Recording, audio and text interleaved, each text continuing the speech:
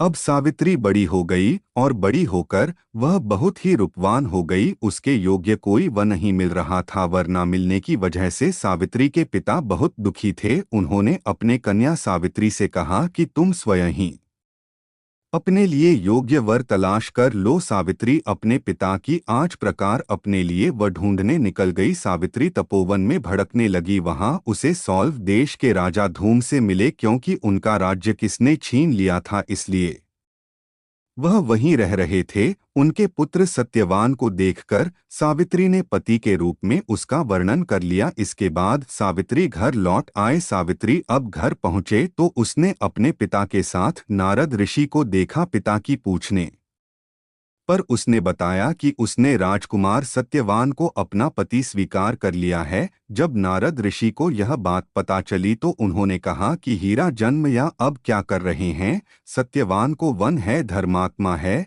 और बलवान भी है, पर उनकी आयु बहुत कम है, वह अल्प आयु है। 1 वर्ष बाद ही उनकी मृत्यु हो जाएगी। ऋषिराज नारद की बात सुनकर अस्माप्ति राजा गोंडी चिंता में दब गए। उन्होंने सावित्री से कहा, पुत्र, तुमने जो राजकुमार को अपने वर्ग के रूप में चुनाव किया है वह अल्पायु है। तुम्हें किसी और को अपना जीवन साथी बनना चाहिए। इस पर सावित्री ने कहा, पिताजी, आर्य कन्याएं अपनी पति का एक बार ही वर्णन करते हैं, राजा है बार आजा देता है और पंडित एक ही बार प्रतिज्ञा करते हैं और कन्यादान भी एक बार ही किया जाता है। सावित्री करने लगी और बोली, मैं सत्यवान से ही विवाह करूंगी। जब सावित्री नहीं माने तो राजा अशोक पति ने सावित्री का विवाह सत्यवान से कर दिया। सावित्री अपनी ससुराल पहुंचने ही अपने सास ससुर की सेवा करने लगे। समय बिताने लगा। नारद मुनि ने सावित्री को पहले ही सत्यवान की मृत्यु के दिन के बड़े बारे में बता दिया था। वह दिन जैसे जैसे करीब आने लगा, सावित्री अधीर होने लगी। सावित्री ने 3 दिन पहले से ही उपवास रखना शुरू कर दिए और नारद मुनि द्वारा बताई तिथियां पर पितरों का पूजन भी किया। हर दिन की तरह सत्यवान उसे दिन भी लकड़ी काटने जंगल चले गए। साथ में सावित्री भी गई। जंगल में पहुंचकर सत्यवान लकड़ी काटने के लिए पेड़ पर चढ़ गए। तभी उसके सर में तेज दर्द होने लगा। दर्द से व्याकुल होने के कारण सत्यवान पेड़ के नीचे आ गए। सत्यवान के सर को गोद में रखकर सावित्री हुई सत्यवान का सरसलने लगी। तभी वहां यमराज आते दिखाई दिए। यमराज अपने साथ सत्यवान को ले जाने लगे। सावित्री भी उनके पीछे पीछे चल पड़ी। यमराज ने सावित्री को समझने की कोशिश की, यही विधि का विधान है, पर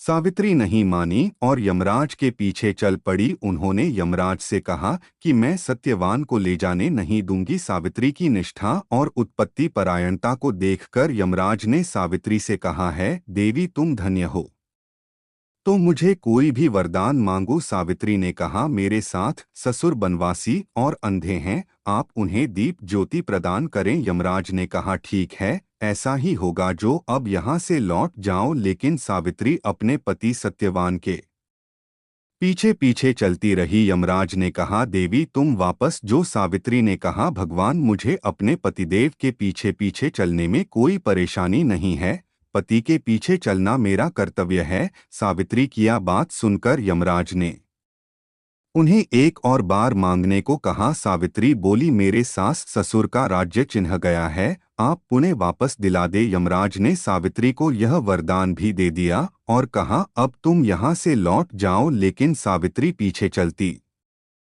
रही। सावित्री को चला दे। यमराज में सावित्री को तीसरा वरदान मांगने को कहा। इस पर सावित्री ने संतान और सौभाग्य का वरदान मांग लिया। यमराज ने इसका वरदान भी सावित्री को दे दिया। सावित्री ने यमराज से कहा, प्रभु, मैं एक पंक्ति प्रथम पत्नी हूँ, अपने पति मुझे पुत्रवती होने का संतान का वरदान दिया है, अब आप मेरे पति को कैसे ले जा सकते हैं। यह सुनकर यमराज सत्यवान को प्राण छोड़ने पड़े। यमराज अंतर्ध्यान हो गए और सावित्री इस वृत के पास गई जहां उसके पति का मृतक शरीर पड़ा था और सत्यवान फिर से जीवित हो गए और दोनों खुशी खुशी अपने राज्य की ओर चल पड़े। जब दोनों घर पहुंचे तो उन्होंने देखा कि उनके माता पिता की आंखें आंखों की दृष्टि लौट आई है, उसके बाद उन्हें उनके राज्य भी वापस मिल गया है। इस प्रकार सावित्री सत्यवान हमेशा खुश सुख भोगते रहे। तो यह थी बट सावित्री व्रत की कथा। इस व्रत कथा को सुनने से और व्रत करने